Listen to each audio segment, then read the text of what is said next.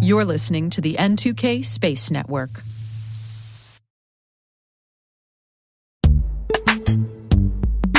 Imagine a world where you're always one step ahead of cyber threats, where your defenses are impenetrable because you see what others don't.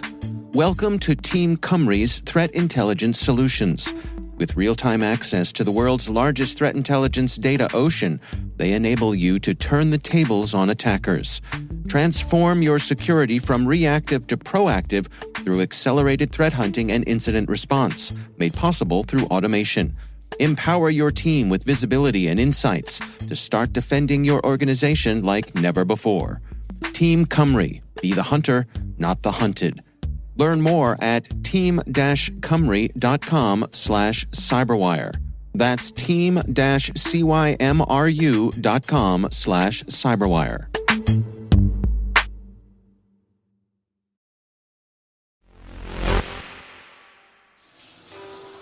You used to say, live and let live. You know you did, you know you did, you know you did. But if this ever-changing world in which we live in makes you give in and cry, say live and let fly.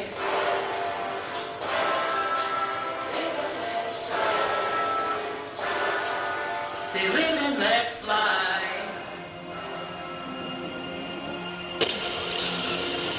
T-minus 20 seconds to LOS speed rest. Go for deploy. Roger roll. Today is March 21st, 2024. I'm Maria Varmazes, and this is T-minus.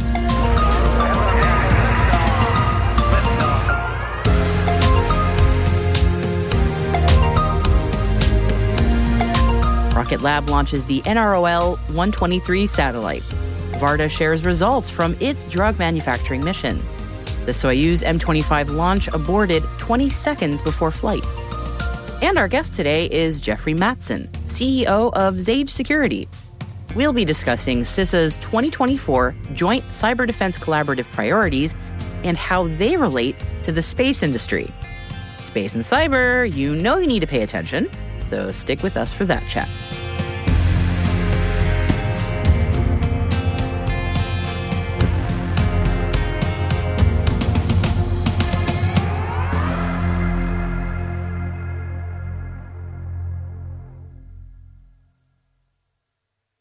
It's the Thursday Intel Briefing, everybody. Let's roll. Chalk up another outstanding mission launch with a fantastic name for Rocket Lab. That mission for the National Reconnaissance Office, NROL-123, is called Live and Let Fly. Ooh, another episode where I'm going to have a song stuck in my head all day now. The national security mission Live and Let Fly launched aboard a Rocket Lab Electron rocket from the Mid-Atlantic Regional Spaceport within NASA Wallops in Virginia. This mission is part of an NRO RASER, or Rapid Acquisition of a Small Rocket contract, which enables the NRO to launch small satellites quickly via the commercial sector. A quick recount of the numbers for this mission. It was the 46th launch of the Electron overall. It was the 4th launch of the year for Rocket Lab in all. And it also happens to have been the 4th time Rocket Lab has launched from Pad 0C, which is Rocket Lab's own dedicated pad on Wallops. Fellow U.S. East Coasters, if you were awake in the weeest of the morning hours at 3:25 a.m. this morning, you might have seen the NROL-123 mission launch from Wallops. I'm a night owl, admittedly, but even at those hours, I have to admit I was fast asleep. Well, next time. And at the time of this recording, we are counting down to the 30th SpaceX cargo resupply mission to the International Space Station, which is expected to lift off around the time that we published at 4:55 p.m. from Florida. It'll be the first time a Dragon 2 spacecraft will launch to the ISS from Pad 40 at Cape Canaveral.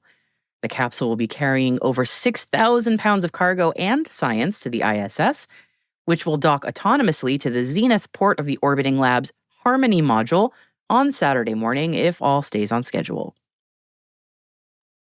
Varda Space has released results from its first orbital drug manufacturing mission called Winnebago 1. The California-based company is the first to independently launch, process materials in space, and bring them back to Earth.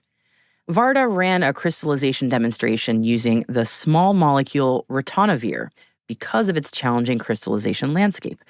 Ritonavir, by the way, is a drug commonly used to treat HIV.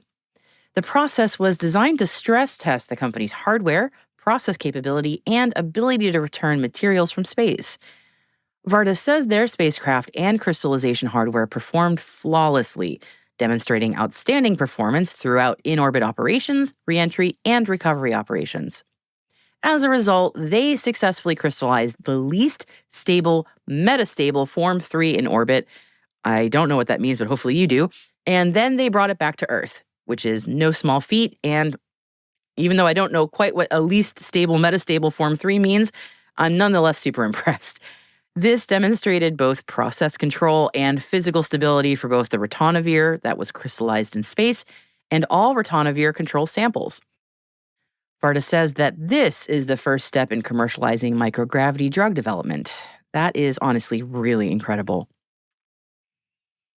Advanced Space says it has performed the successful use of machine learning in cislunar space. The Cislunar Autonomous Positioning System Technology Operations and Navigation Experiment, better known as Capstone spacecraft, has been testing new software that is laying the groundwork for what Advanced Space is calling substantial and transformative advancements in autonomous navigation in orbit. The Capstone mission continues, and Advanced Space expects further demonstration experiments. European Space Traffic Management, or STM company Neuraspace, has been selected by Kongsberg Nanoavionics to provide an STM solution based on artificial intelligence for its own end-to-end small satellite mission services. Nanoavionics will make Neuraspace's STM system for collision analysis, maneuver planning, and improving space sustainability. Sidus Space has established two-way communications with its 3D-printed satellite, LizzieSat, which is now in low Earth orbit. The satellite is focused on Earth observation and remote sensing solutions, powered by geospatial artificial intelligence. There's a theme going on today's episode. Sidus Space has 2 additional LizzieSats manifested for launch before the end of the year. Ireland-based Rialtra Space Systems Engineering and Austria's TT Tech Aerospace are jointly developing a modular TT Ethernet switch for the space transportation market and low Earth orbital infrastructure. The partnership development is part of the European Space Agency's Future Launchers Preparatory Program, or FLIP, which provides opportunities for new business, collaborations, and product development within the European space industry. And, speaking of international partnerships, Helsinki-based Reorbit has signed a memorandum of understanding with Bengaluru-based Earth observation company SatSure, along with its subsidiary Collide.io. The companies say that the partnership will pave the way for the future of EO constellations to network and communicate with each other, enhancing mission efficiency through integrated functionalities. China has launched a communications satellite that will act as a bridge between ground operations on Earth and an upcoming mission on the far side of the Moon. The Queiqiao-2 relay satellite lifted off atop a Long March 8 Y3 carrier rocket. According to Chinese media, the spacecraft entered the planned orbit for Earth-Moon transfer as planned, and the solar panels and communication antennae were unfolded afterward, marking a successful launch mission. Queiqiao-2 will orbit the Moon and relay signals to and from the Chang'e 6 mission, expected to be launched this May. And the latest launch of astronauts heading to the International Space Station was aborted a mere 20 seconds ahead of liftoff earlier today. The aborted launch of the Russian Soyuz spacecraft from Kazakhstan was reported by Roscosmos as due to a slump in the current of a chemical power source. It wasn't immediately clear what exactly the current fluctuation affected. The crew, consisting of a Russian, a Belarusian, and an American, were safely evacuated. It was later announced that the launch will happen as soon as tomorrow, March 22nd.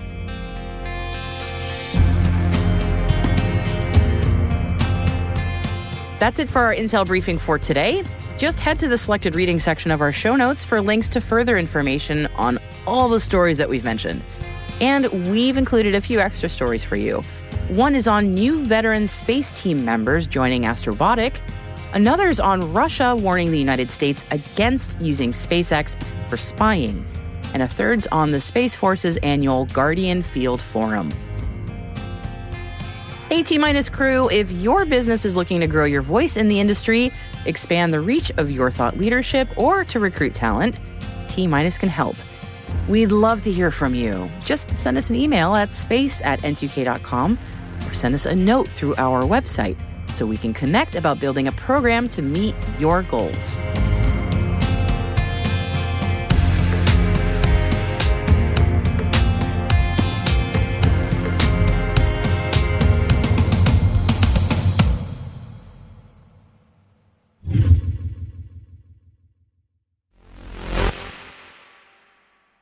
Our guest today is Geoffrey Mattson, CEO of Xage Security. Now, the Cybersecurity and Infrastructure Security Agency, or CISA, recently released the 2024 Joint Cyber Defense Collaborative, or JCDC, priorities. And I spoke to Jeff about what the priorities are and asked if the space community is paying enough attention to cybersecurity in general. I think the awareness on the commercial side of the importance of cybersecurity in space is growing. But I think it's something that we need to reemphasize with that community. So the importance of both military and commercial satellite technology from a strategic perspective is that, one of our stated strategies with Space Force, which is, as you know, entrusted with protecting the satellite system in the U.S. and for our partners, is to be able to leverage the commercial satellite system, in particular the proliferation of low orbit satellites, to create a much larger potential attack surface for our near peer competitors who would like to impact our ability to operate our satellite system. So rather than having a few very high orbit military satellites provide all of our command and control, for instance, we'd like to be able to leverage the proliferation of commercial satellites, low orbit, to be able to provide redundant functions for command and control. And it's much harder to take out 4,000 commercial satellites that are buzzing all over the stratosphere than it is to take out 4 or 5 high orbit military ones. So it's very important that our commercial partners understand the strategic importance of cybersecurity in their systems, because by extension, our near-peer competitors will use cyber attacks against them, as well as the military satellites, in order to go after the soft underbelly of our strategic operations, which is, we've grown extremely dependent as a military force on satellites and satellite communication. We've had superiority there for a long time, and we've had very low vulnerability for a long time, but that's changed with the potential for kinetic attacks. But also we've seen, in the real world, cyber attacks, such as Viasat 2022 was used in an actual combat situation to prevent command and control in real time. And we'll see more of those types of attacks in the future. So we're, very eager to work with Space Force and with the extended satellite community to be able to harden our satellite systems and prevent a cyber attack. The good news is that the technologies that are available to protect these systems, they really have matured recently. And, it is possible to deploy them very quickly and at a relatively low cost. And they are very, very resilient to cyber attacks. Secure by design is a principle that is said a lot in cybersecurity. It makes a lot of sense. When we talk about space assets, though, especially when we have assets that are quite old in some cases, my mind just kind of goes, how is that going to work? Excellent question, Ray, because secure by design is becoming the major focus in cybersecurity, as you're probably aware. And what we've seen is we have security devices and security appliances that are being targeted and exploited by malicious actors as a way to hack into enterprises and into the military. So for instance, right now, last year you saw Citrix bleed, was a was an attack on a VDI solution from Citrix. But even recently, CISA has put out a directive it's very alarming with regard to Avanti VPN servers, which are very, very popular VPN server in Fortune 500 companies. It says that basically certain vulnerabilities within them have caused them to be susceptible to attacks that are undetectable and very persistent. And so their customers are strongly advised to consider whether they want to go forward with them in the future. And the reason for this is, looking at the code base in some of these appliances, like not to pile on Avanti, but they're a pretty good example, is some of the code, if you look at the executables running, they're over 20 years old, right? So they've accumulated, in many cases, these appliances have millions and millions of lines of software, and a lot of it has been accumulated over time. And it's really just impossible to do that type of development without creating vulnerabilities in the process. And so a lot of these devices are insecure by design. And in the past, it wasn't as much of a problem because hackers were going after things like going after vulnerabilities in your PC, right? Or in your web browser. And we've put up pretty good defenses against those. And so now they've found that these security devices and access devices are soft targets and really easy to exploit. So they're going after them. So anything we deploy in space to defend space has to have a very long life, has to be extremely secure, and has to be built with secure software design principles in the design process, and then hardening through vulnerability testing. And then it has to have sort of architecturally have built-in security. So for instance, a lot of these security devices like ours, they are entrusted to store the keys of certain applications or certain assets they're talking to. And some of these systems have centralized key stores, which is huge problem, because if you're able to compromise one system, you have the keys to the kingdom, essentially. So for instance, what we do is we have a polynomial-based algorithm that allows us to shard the keys over a certain number of distributed systems so that you would have to, compromise every one of them. And that way we consider ourselves to be even quantum proof in terms of decryption. So a lot goes into creating this type of modern stack. But then you talk about the assets that we're protecting and the fact that they can't really be patched, and the fact that they were developed over a longer period of time, and some of them are legacy. And bear in mind that when you're protecting the satellites, you're protecting really three things. One is the network itself that the satellite is a part of. So that's the terrestrial network, the modems, and Viasat, the modems were attacked, and the satellite links. And then we're also protecting the assets, the satellite assets, any type of industrial or military equipment that's part of that network. And then finally, we're also protecting the data streams. So the data that's streaming off of the satellite is extremely valuable and extremely sensitive. We have to make sure that it's available to our partners. We have to make sure it's not tampered with. We have to make sure that it is not available to parties that we don't want it to be available to. And we have to do this in real time, essentially.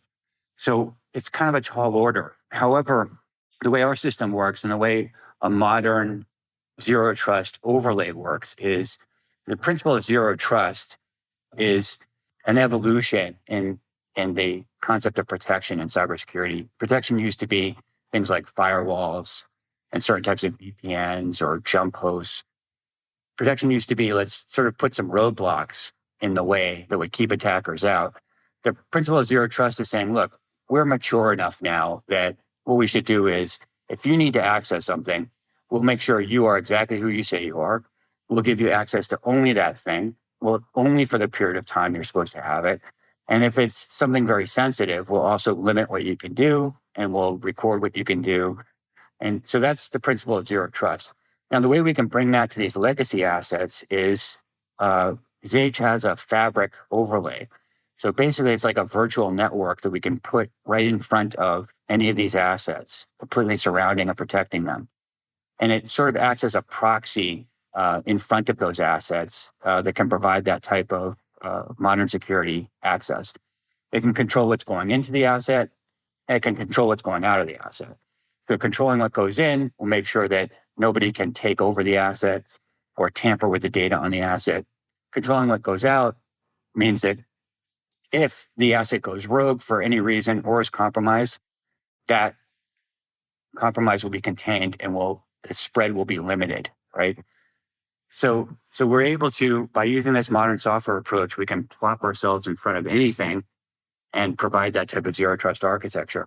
And when I say plopping in front of an overlay, that's also very important for this strategy of leveraging commercial satellites. We're going to have to work with a proliferation of partners, and we have to have a solution that is very easy to deploy and can be managed across the satellite system from a single control center without operationally burdening these satellite partners. So this basic simplicity of this solution is one of the reasons I think that Space Force was so attracted to it, given that we have to extend it into the commercial satellite realm as well. A topic that gets discussed in the space world sometimes is possible designation by the U.S. federal government of space as critical infrastructure. People kind of aren't sure in the space world sometimes about whether or not that would actually be helpful or a hindrance if space was called that. I'm just curious what your take is on that. Like, is space critical infrastructure, does it help calling space critical infrastructure to sort of move the needle on the cyber side? That's a really interesting point, Rhea. I think space is probably the most critical infrastructure.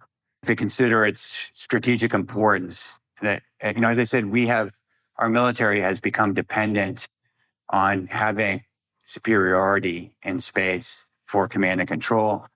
And it is an enormous advantage for us. And even if we strategically decided to move away from that, that would be a long evolution, a long transition. So it is extremely critical, I would say. Also, even regardless of the military applications, if someone for some malicious purpose were to take out GPS system, for instance, that would impact world economy in a very serious way, right? So, I think, as I reiterate that, I think it's the most critical of systems. Absolutely. I think that enough said on that one. So it's not often I get to talk to somebody on the cyber side about the sort of the space cyber landscape, and you have a great perspective on it. I would just love to know your take on sort of the current landscape for space cyber. Your impressions of it, like how it's evolving, how it's changed, what you hope to see more of, that kind of thing. You've seen a lot of news recently about both potential cyber attacks and potential kinetic attacks on our satellite infrastructure. And I think that the public is becoming much more aware of the importance of our space infrastructure from a critical infrastructure point of view. And I think they're becoming more aware of the potential for cyber attacks on it. These cyber attacks are likely to come from the best hackers in the world, nation state level, near peer competitors to the US, and they're likely to happen with the most malicious intent. So I'm very pleased to see that there's a broadening awareness of this critically important issue. And I think I'm very impressed actually with the speed with which the federal government has been moving to create partnerships in this area, commercial military partnerships that we're a part of, and to be able to address this vulnerability very quickly.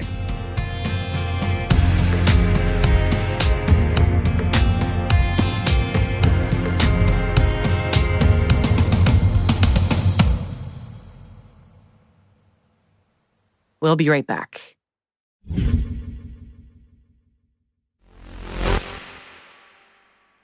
Welcome back.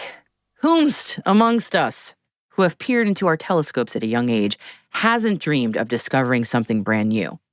Well, imagine being a high school student and being part of a project which discovered an exoplanet. Oh yes, that is quite a feat. Students from the Galaxy Explorer program at the Varda Space and Science Center in Oakland, California, made contributions to the field of exoplanet research. Researchers from the SETI Institute worked with the students to use backpack-sized digital smart telescopes.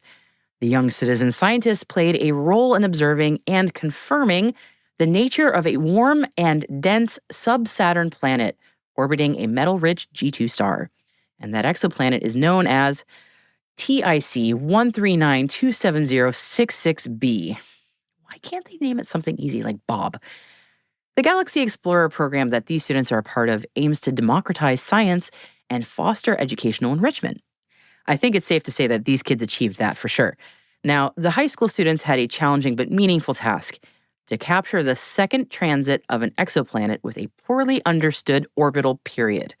SETI researchers say that the students were engaged, inspired, and were easily able to set up and control the telescopes with very little training.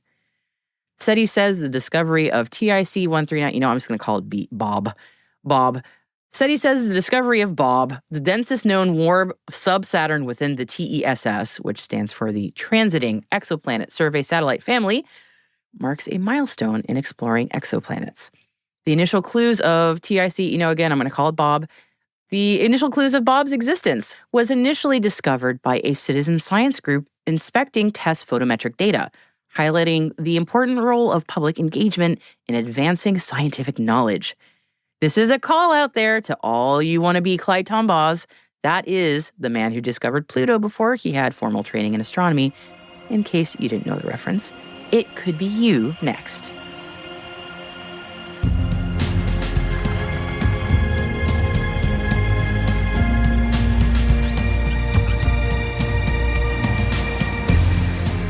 That's it for T-Minus for March 21st, 2024. For additional resources from today's report, check out our show notes at space.n2k.com. We're privileged that N2K and podcasts like T-Minus are part of the daily routine of many of the most influential leaders and operators in the public and private sector, from the Fortune 500 to many of the world's preeminent intelligence and law enforcement agencies. This episode was produced by Alice Carruth. Mixing by Elliot Peltzman and Trey Hester, with original music and sound design by Elliot Peltzman. Our associate producer is Liz Stokes. Our executive producer is Jen Iben. Our VP is Brandon Karpf. And I'm Maria Varmazes. Thanks so much for listening. We'll see you tomorrow.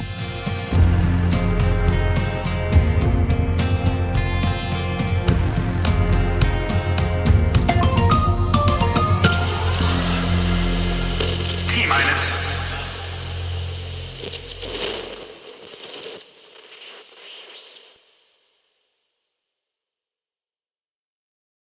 You don't need luck when you have the right tools to help you prepare for your next IT or cyber credential. At N2K, we've helped over 500,000 practitioners level up their careers with Cert Prep training. And now you can score 25% off our best-selling practice tests, such as Security Plus, CSSP, CCNA, PMP, and more. Visit n2k.com/certify and use promo code NETWORK, that's NETWORK, at checkout to save 25% on your purchase. Offer ends March 27th. Happy learning.